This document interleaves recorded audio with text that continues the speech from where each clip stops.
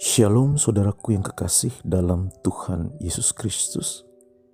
Firman Tuhan yang akan kita renungkan pada saat ini diberi judul Berhala Masa Kini. Marilah kita siapkan hati dan pikiran kita untuk bersama-sama kita mendengarkan firman-Nya. Marilah kita berdoa. Ya Bapa yang baik, Bapa yang kudus kekal, kami mau disapa oleh firman-Mu. Kami mau menjadikan hidup kami bermakna bagi orang lain. Karena itu kiranya Roh Kudus-Mu memampukan kami sehingga kami dapat memahami firman-Mu seperti yang Kau kehendaki. Dalam nama Tuhan Yesus kami berdoa. Haleluya. Amin.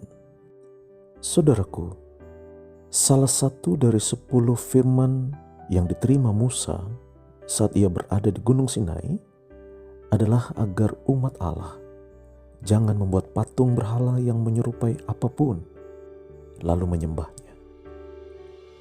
Saat mendengar ketetapan Tuhan ini, mungkin ada di antara saudara yang merasa aturan ini tidaklah penting. Mengapa? Karena tidak pernah merasa melanggarnya. Kalau toh ada patung di rumah, kan saya tidak pernah menyembahnya. Itu cuma sekedar hiasan yang berbau seni. Tapi saudaraku, suka atau tidak suka, sadar atau tidak sadar, justru aturan Tuhan yang ini banyak kali dilanggar. Apa arti berhala? Berhala adalah sesuatu yang hidup atau mati, yang didewakan dan disembah.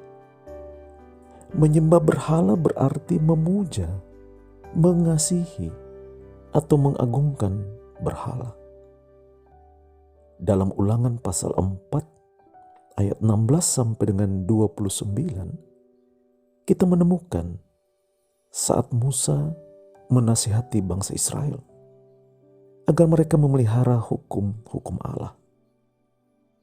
Di dalamnya Musa juga menyinggung tentang 2 bahaya berhala. Yang pertama, berhala dapat saja menyesatkan. Itu ada di dalam ayat yang ke-19.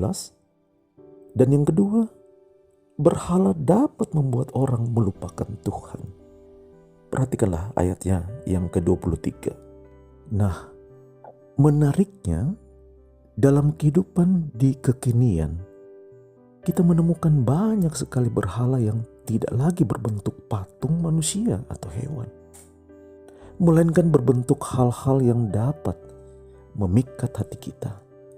Lalu kita pun akhirnya melupakan dan meninggalkan Tuhan.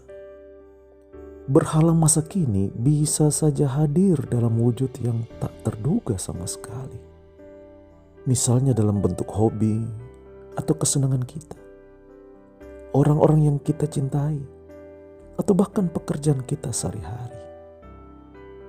Jika semua itu telah menyita habis waktu kita atau perhatian kita dan segala yang ada pada diri kita, lalu tidak ada lagi waktu dan ruang dalam hidup kita untuk berdoa, berarti berhala baru sudah ada dalam hidup kita. Saudaraku, Tuhan sudah sejak awal memperkenalkan dirinya kepada umatnya. Ia sudah berkata bahwa Dia adalah Allah yang cemburu adanya. Dalam ayatnya yang ke-24 terungkap, sebab Tuhan Allahmu adalah api yang menghanguskan, Allah yang cemburu, dan Allah yang demikian tidak pernah berubah, baik dahulu, kini, dan selamanya. Dan Allah yang itu jugalah adalah Allah yang tidak pernah membiarkan tempat kedudukannya tergantikan oleh berhala-berhala masa kini.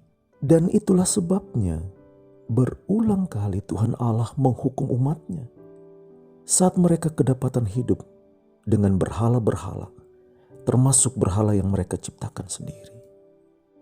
Saudaraku, inilah saat kita untuk melihat kembali diri kita dengan segala sepak terjang kita. Perhatikan apa saja yang dapat membuat kita menjauhi Tuhan atau bahkan meninggalkannya. Apa saja yang telah merebut hati dan seluruh hidup kita dari genggaman Allah yang Maha Kasih, yang sesungguhnya telah mengangkat kita untuk menjadi milik kepunyaannya sendiri. Begitu saudara temukan semua berhala itu, segeralah singkirkan. Buang jauh-jauh keberadaannya di hati dan hidup kita, agar kita tidak kehilangan kesempatan untuk menikmati berkat-berkat Tuhan, baik yang sudah tercurah maupun yang akan dianugerahkan kelak oleh Tuhan dalam hidup kita. Jadikanlah saudaraku, Tuhan Yesus tetap sebagai sobat sejati kita. Jangan menggantikan tempatnya dengan berhala-berhala yang sia-sia. Saudaraku, kiranya saudara diberkati oleh renungan firman Tuhan ini.